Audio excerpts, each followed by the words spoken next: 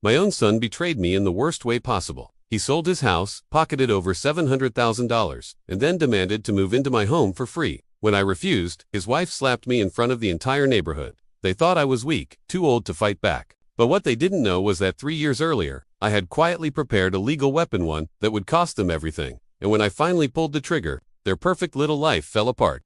And before I tell you exactly how I turned the tables on them, I want to know something from you. Where are you watching this story from? Drop your country or city down in the comments. I had loved to see how far this story travels. And hey, if you enjoy stories where justice is finally served, do not forget to hit that like button, subscribe, and turn on the bell. Now, let me take you back to the moment it all began. I never imagined that the people I sacrificed my entire life for would one day look me in the eye and treat me like I was disposable. For 35 years, I worked harder than I thought a man could. I woke up before sunrise, came home long after sunset. I worked weekends. I worked holidays. There were nights I fell asleep at the kitchen table, still in my work boots, but I told myself it was worth it. Every drop of sweat, every aching muscle, every dream I gave up because I was not living for myself. I was living for my son, Daniel. From the moment he was born, I swore he would never know the kind of hunger I knew as a child. He would never feel the shame of wearing hand-me-downs that didn't fit, or the sting of being left behind because we couldn't afford what other kids had. No, Daniel would have everything I never did. And for years, I kept that promise. I worked extra shifts to pay for his schooling. I scraped together enough for his first car. When he and his wife, Claire, wanted to buy a house, I drained my savings to cover the down payment. I told myself, it's what a father does. He builds a future for his children. But somewhere along the way, something changed. Daniel stopped seeing me as his father. He stopped seeing the sacrifices, the nights I went hungry just so he could eat. He started seeing me as a bank account, nothing more, nothing less. The first real sign was subtle. He stopped saying thank you. Every request turned into an expectation. And when I hesitated, even for a moment, Claire was there smiling, reminding me that family takes care of each other. I wanted to believe her. I wanted to believe that all of this giving, all of this sacrifice, was building something. But I was wrong. One evening, Daniel and Claire showed up at my door. They didn't call ahead. They didn't bring food, or even ask how I was. They just walked in, like they owned the place. I could tell immediately something was wrong. Daniel's smile was too wide, too forced. Claire stood behind him, arms crossed, eyes glinting with the kind of satisfaction people get when they think they're about to win. We sat in the living room. My living room, the place I had built with my own hands, repaired 100 times over, the place where Daniel grew up playing with his toys. And Daniel said it like he was announcing good news. Dad, we sold the house. Just for words. My stomach dropped. Why would you do that? I asked. You had a beautiful place, a good neighborhood, space for the kids. Daniel shrugged, like it was nothing, because we could. The market's hot. We made $700,000, just like that. He snapped his fingers. $700,000. Dad. Can you believe it? I sat there, stunned. $700,000. More money than I had ever seen in my entire life. More money than I would ever see. Then he said the part that nearly broke me. We don't want to waste it on another mortgage. So we're moving in here. You've got plenty of space. Just like that. No question, no hesitation, not even a shred of respect. I stared at him, my own son, the boy I carried on my shoulders, the boy I taught to ride a bike, the boy I worked myself half to death for. And all I could see was a stranger. You sold your house, I said slowly, for cash. And now you want to live here. For free. Claire laughed. She leaned forward, resting her hand on Daniel's arm like she was the one in control. It's not like you need all this space, she said. You're living here alone. Daniel's your only child. Of course, we'll move in. Isn't that what family does? Family. That word used to mean loyalty, love, sacrifice. But in her mouth, it sounded like a weapon. I wanted to believe I had misheard, that this was some kind of joke. But then Daniel looked at me not with love, not with gratitude, but with entitlement. The kind of look that says, you owe me. I remembered all the years of giving. The nights I skipped meals. The holidays I spent on the road instead of at home. I remembered the down payment for their house. The loans I quietly covered when Daniel forgot his bills. The emergencies I bailed them out of. I remembered every single sacrifice. And I realized, they hadn't forgotten. They just didn't care. I told them no. Calmly, firmly. This is my home. You made your choice. You sold your house for money. You figure out where to live. For a moment, the room was silent. I thought maybe, just maybe, Daniel would come to his senses. But then Claire's face twisted. Her eyes narrowed, and she hissed through her teeth. You selfish old man. After everything we've done for you. Everything they had done. For me, the words nearly made me laugh. Daniel stood up, his voice low. Warning. Dad, don't make this harder than it has to be. We're moving in. End of story. And that was the moment I knew. They weren't asking, they weren't hoping, they were demanding. They thought my age made me weak. They thought my love made me blind. They thought wrong. I looked Daniel in the eyes. Over my dead body, the air in the room turned cold. Claire gasped, furious, but Daniel just smirked, like he already had a plan. And maybe he did, but so did I, because what they didn't know was that I had been preparing for this moment for a long, long time. After that night, the tension between us only grew. Daniel kept calling, sending short, cold messages. When should we bring our stuff over? We'll need the spare room cleared. He spoke as if my home was already his. I ignored most of it, but one Saturday morning, I heard the crunch of tires on my driveway. I looked out the window and saw their car, packed trunk wide open, boxers stacked to the roof. My heart sank. They were not coming to talk. They were coming to move in. I stepped onto the porch before they could even knock. Daniel got out first, looking smug, like this was all going according to plan. Claire followed, holding a box, her expression sharp and satisfied. "Dad," Daniel said, like it was the most natural thing in the world. "We're here. Let's get inside." I held my ground. "No, you are not moving into my home." He froze. Claire let out a bitter laugh. "Are you serious? You'd rather leave your own son and grandchildren out on the street. You sold your house for cash," I snapped. "You made that choice.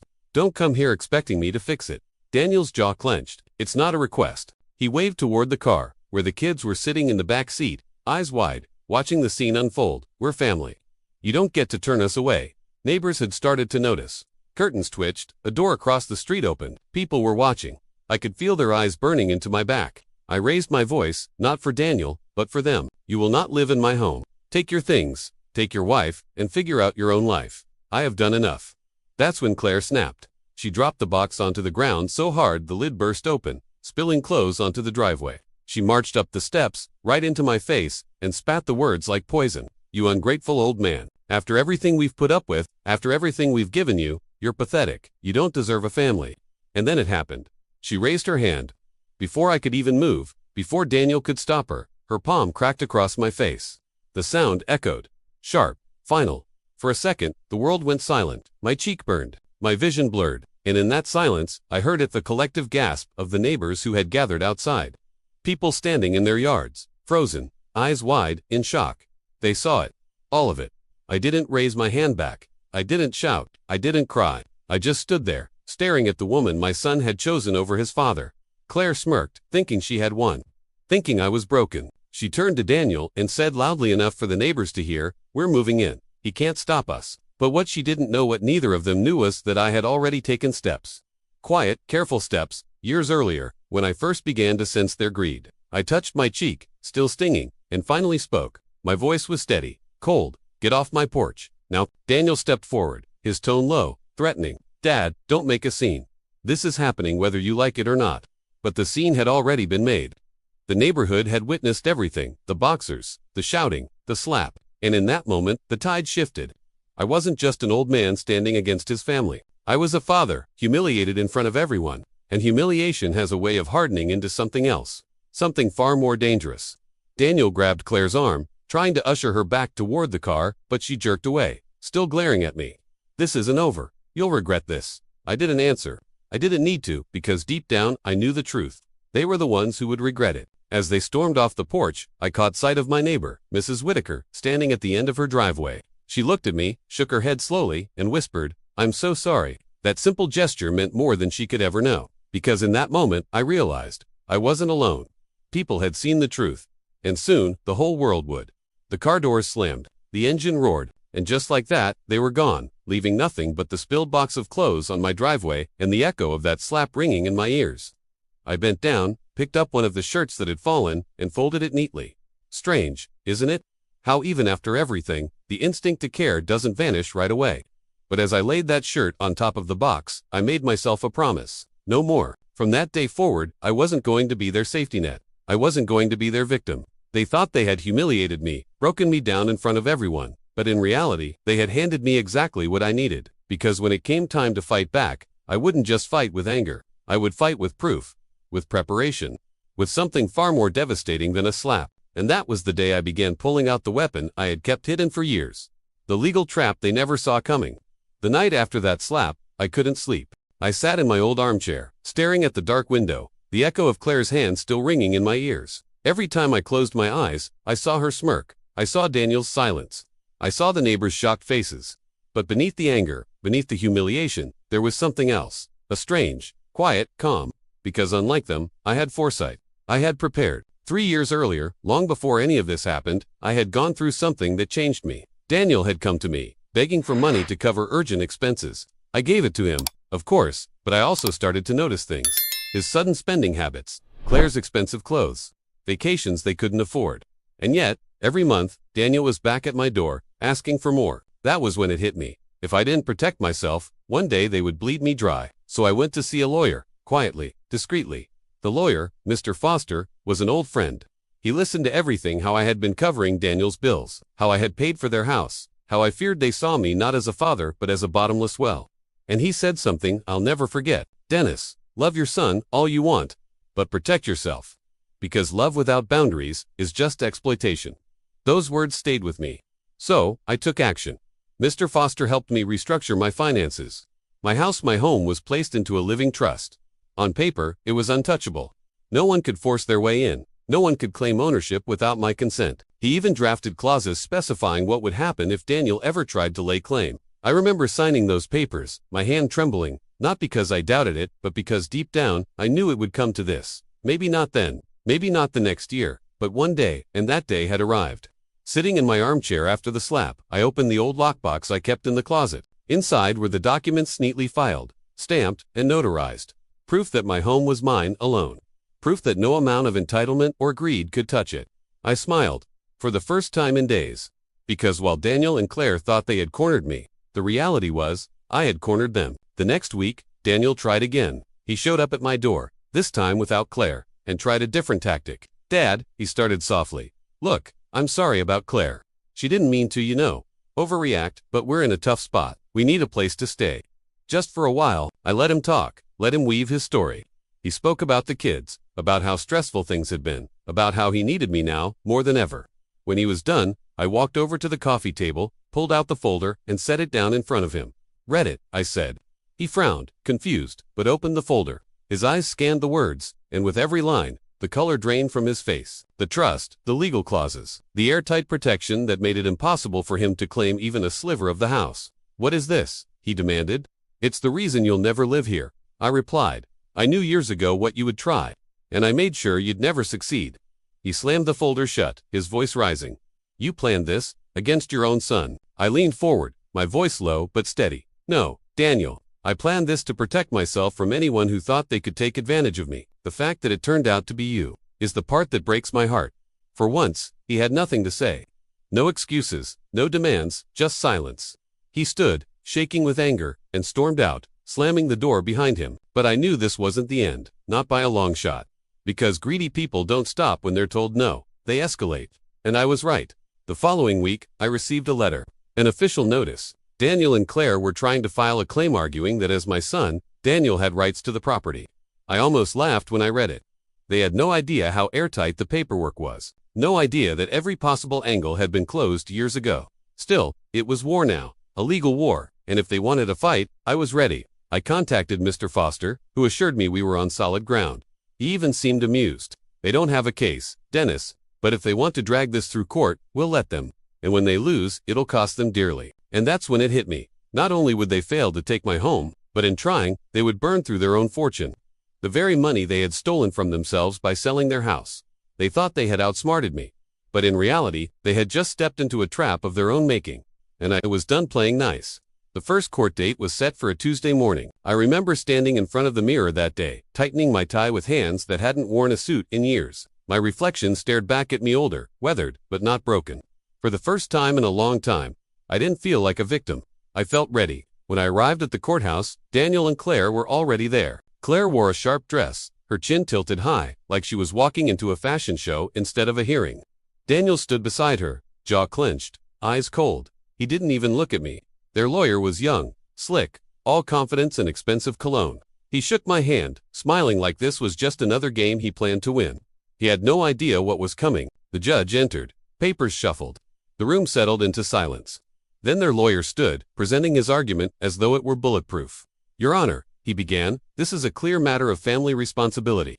My client, Daniel, has a right to live in his father's home.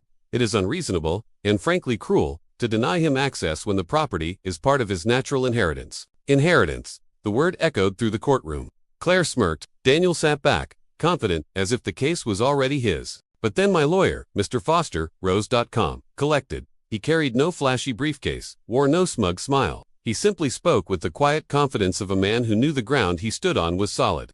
Your Honor, what my client's son and daughter-in-law failed to mention is that this home is not part of any inheritance. It is protected by a legally binding trust, signed and notarized 3 years ago. This trust ensures that no individual, not even immediate family, can claim residence or ownership without Mr. Dennis's consent. He handed the documents to the judge. Page after page of airtight clauses, dates, signatures, seals. The judge's brow furrowed as he flipped through the stack. The silence in that courtroom was suffocating. Finally, he looked up. This trust is perfectly valid. Unless the petitioners can present evidence of fraud or coercion, there is no legal basis for their claim. Claire's face drained of color. Daniel shifted uncomfortably, his confidence cracking. Their lawyer stammered, trying to recover, but the damage was done. The judge dismissed the claim. Just like that, but the consequences were far from over. As we walked out of the courtroom, Claire turned on me, her voice sharp enough to cut glass. You humiliated us. In front of everyone, you think this is over. I didn't answer. I didn't need to, because the truth was already spreading. By the time I got home, the neighborhood was buzzing. Mrs. Whitaker had apparently told Mr. Reynolds, who told the Parkers, who told just about everyone else. People stopped me at the grocery store, shaking their heads, telling me they couldn't believe what Daniel and Claire had tried to do. For years, I had kept their greed private, ashamed to admit how much I'd been taken advantage of. But now, the whole world knew, and instead of pity, I was met with something unexpected: respect. Neighbors I barely knew came to my porch, offering meals, words of encouragement, even stories of their own betrayals. It turned out I wasn't the only one with family who had crossed a line. Meanwhile, Daniel and Claire's reputation crumbled. Parents at their kids' school whispered in the parking lot. Claire's so-called friends stopped inviting her to brunches. Daniel's co-workers looked at him differently, the kind of look that says, "We know who you really are," and the best part, every court filing cost them money. Every failed attempt drained their savings. That $700,000 they had bragged about was bleeding away, dollar by dollar, into the hands of lawyers who knew a losing case when they saw one. But Daniel wasn't ready to give up. Pride is a dangerous thing. He showed up at my door one evening, fists clenched, eyes burning with rage. "You think you've won?" he spat. "You think hiding behind papers makes you strong? You're pathetic, Dad. You've turned the whole neighborhood against us." I stepped out onto the porch, the very place where Claire had slapped me, and met his glare. "No, Daniel, you did that to yourself." All I did was finally stand up. For a moment, I saw something flicker in his eyes. Not regret, not shame, just fear. Fear of losing control. Fear of realizing the man he thought was weak was stronger than he ever imagined. He stormed off, muttering curses under his breath, and I watched him go with a calm I hadn't felt in years. Because deep down, I knew this wasn't just about a house anymore. This was about something bigger. This was about finally reclaiming my dignity. And while they were busy burning through their fortune in court, I was preparing the final move.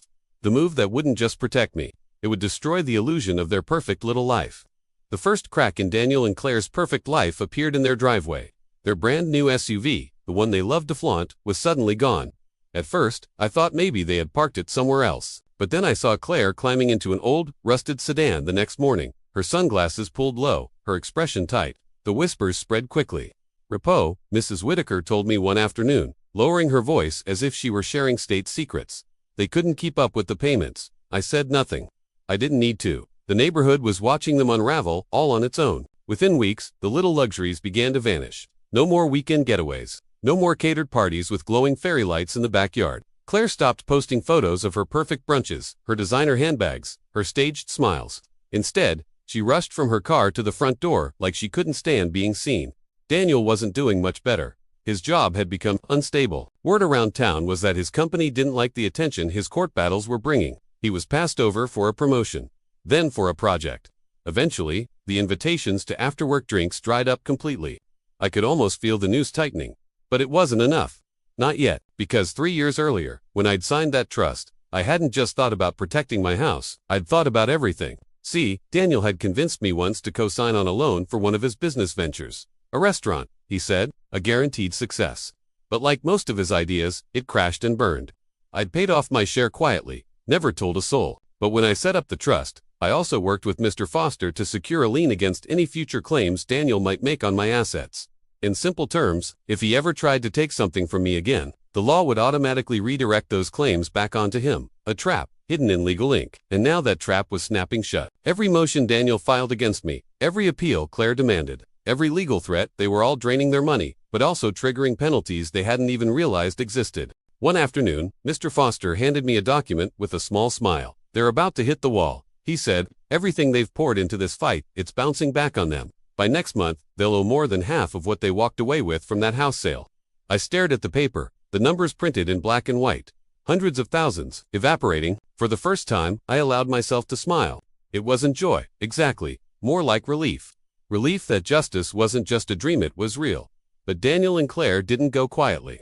One evening, just as the sun was setting, I heard shouting outside. I stepped onto my porch and saw Claire standing in the yard, her face twisted with rage, her voice carrying across the whole block. "You ruined us," she screamed. "We had everything, and you destroyed it. You'll die alone in that house. You hear me? Alone." Daniel was behind her, silent this time. His shoulders slumped.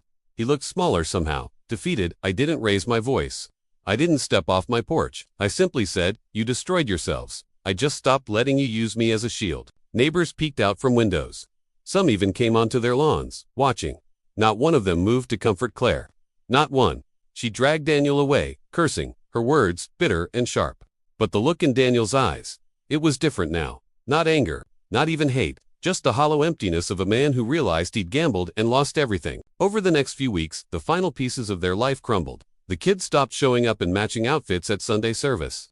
Claire started shopping at the discount store instead of the boutique. Daniel began driving alone late at night, aimless, like a man searching for a way out. And me, I sat on my porch each evening, the same porch where she had once slapped me, and I breathed. For the first time in years, I could breathe without feeling the weight of their entitlement crushing my chest. But I wasn't finished, because all this time, I had held back my final move. The one thing they never saw coming. The one weapon that would make sure they could never, ever rise again to hurt me. It wasn't just about money anymore. It wasn't about the house, or even respect. It was about ending their reign of manipulation for good. And when I finally revealed what I had kept hidden, it would shatter what little they had left. The first time I saw Claire without her perfect mask, it startled me. She was standing in line at the grocery store, clutching a basket with only bread, milk, and a cheap brand of cereal inside. Her hair, usually styled to perfection, hung limp around her face. The cashier gave her the total, and she hesitated. She actually hesitated. Then she pulled out a wrinkled coupon from her purse and forced a tight smile, as if nothing was wrong. That was the moment I realized the cracks were no longer just financial. They were emotional. They were psychological. Claire had built her entire identity around appearances, around being the polished wife, the queen of brunch tables and neighborhood gossip. But now, stripped of money and status, she was just another woman trying to stretch dollars. Daniel was not much better. I would see him walking the block at night, alone, shoulders hunched, hands shoved deep into his pockets. Sometimes he would stop at the edge of my driveway and just stand there, staring at the house, my house, his birth home, the place he thought he could claim. Once, I stepped outside while he was there. He startled, then tried to act casual. "Just walking," he muttered, eyes avoiding mine. I said nothing. I just stood on my porch until he moved along. The neighbors noticed everything. People who once smiled and waved at Daniel now crossed the street. Parents whispered at school drop-offs, children repeating things they had overheard at dinner tables. The Carter boy down the block even said to my face, "Mr. Dennis, my dad says your son is in trouble because he tried to steal your house. Is that true?" I did not answer. I did not have to.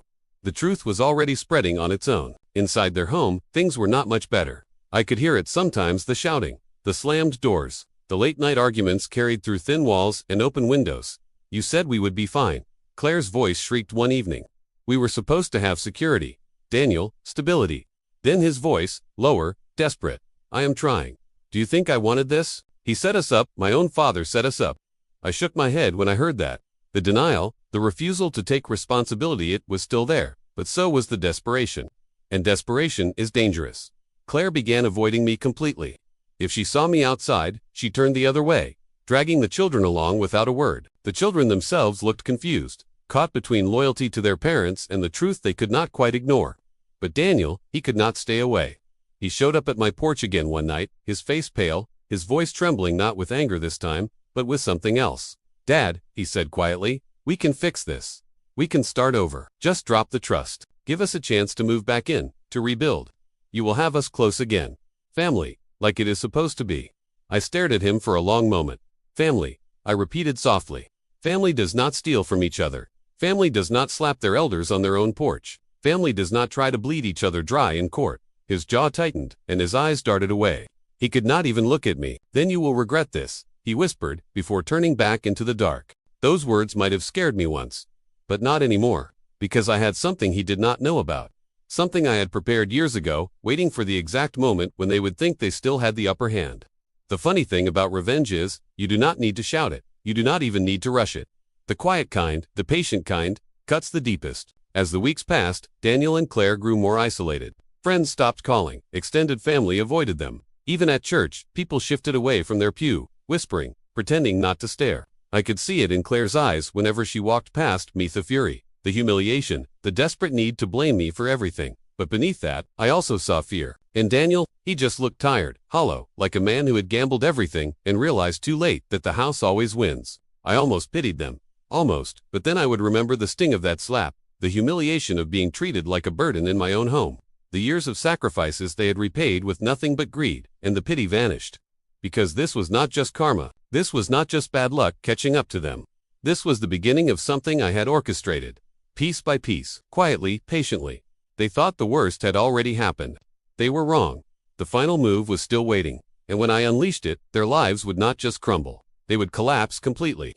It started on a Thursday morning, the kind of morning that feels ordinary, the kind that lulls people into thinking life hasn't changed, that the world is still predictable. I had my coffee on the porch, the same chair I had sat in for decades, sunlight cutting through the early mist. The calm of the morning belied what was about to unfold. I watched as Daniel's car crept down the street, slow, hesitant, almost as if he was summoning courage to approach, but he wasn't coming for conversation this time. Oh no, this was different.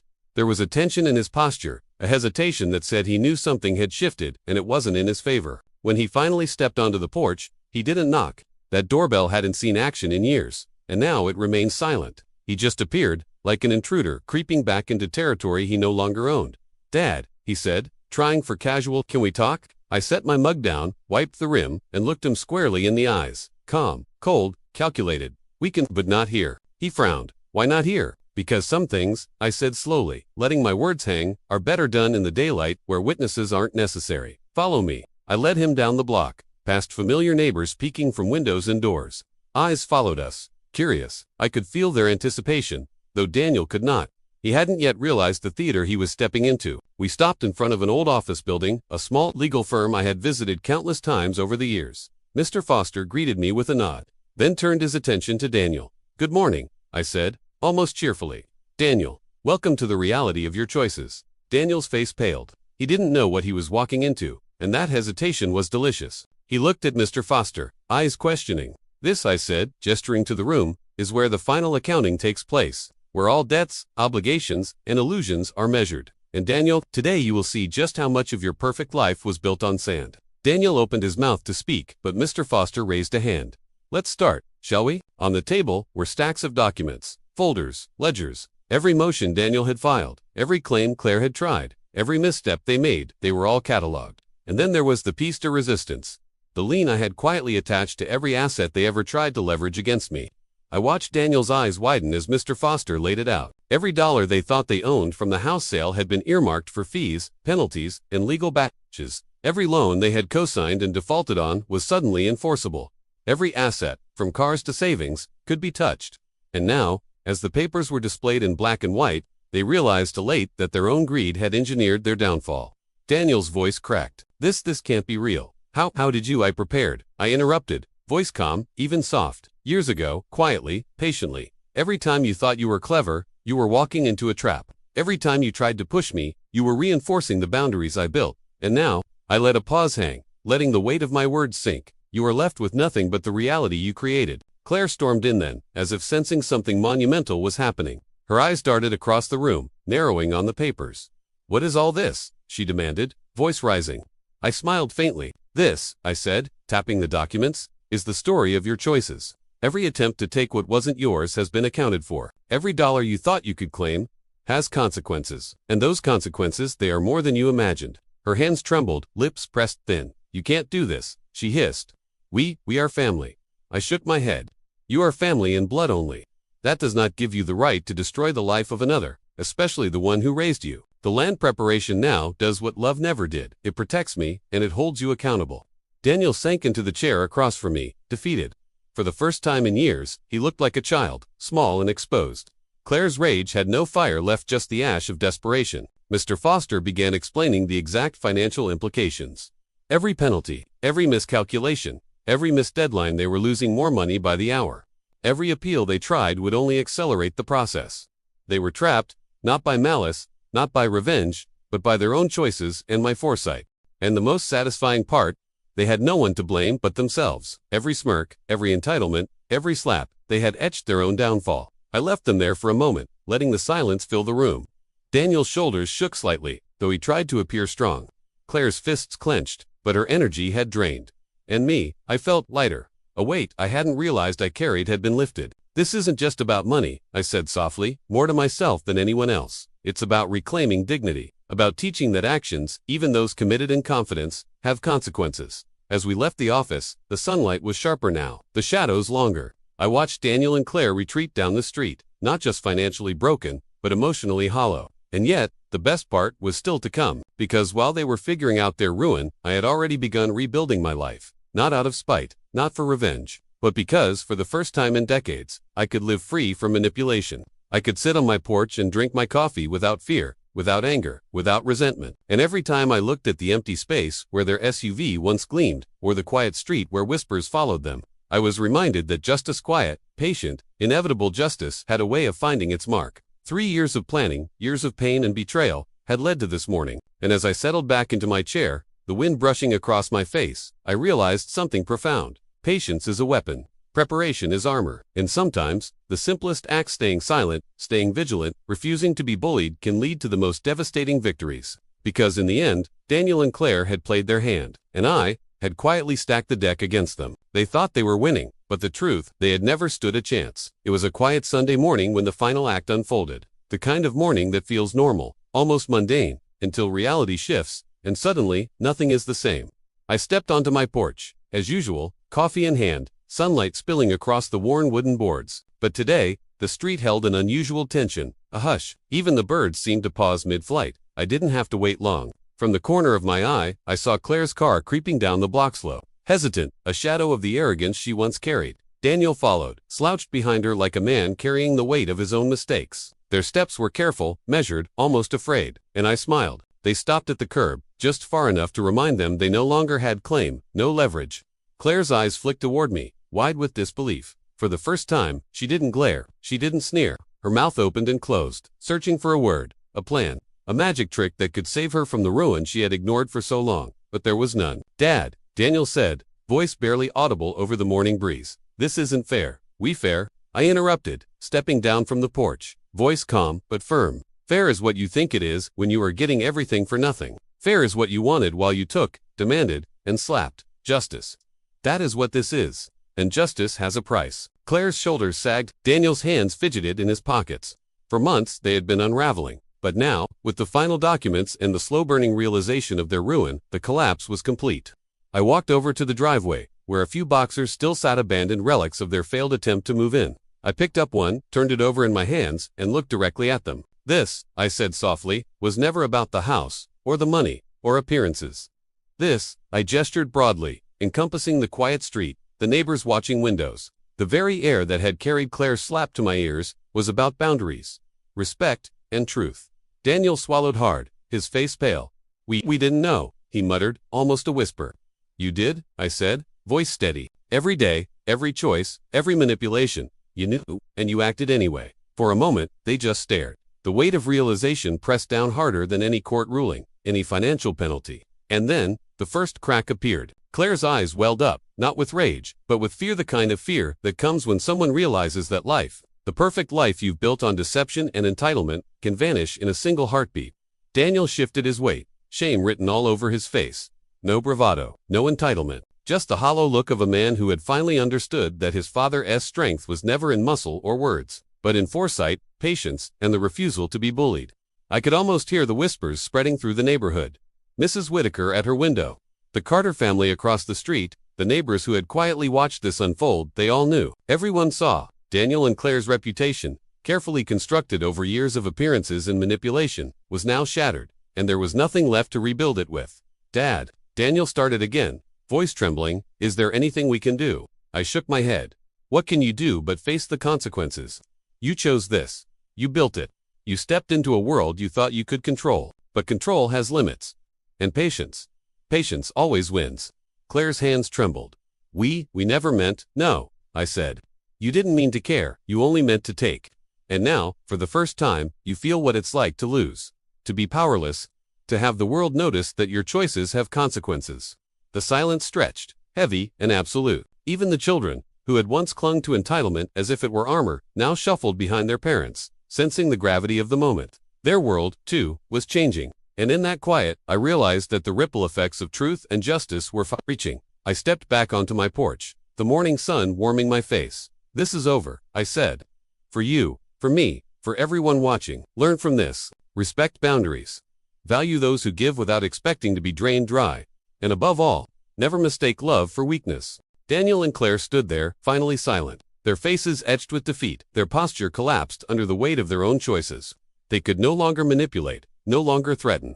The law, the trust, and their own greed had done what anger and confrontation never could. I poured myself another cup of coffee and settled back into my chair. The street was quiet. The neighborhood watched, but no one intervened. No one needed to. Justice had been served quietly, deliberately, perfectly, and for the first time in decades, I felt a freedom I hadn't known I could feel. Not because I had revenge, not because I had won, but because I had reclaimed myself, my dignity, my home, my peace.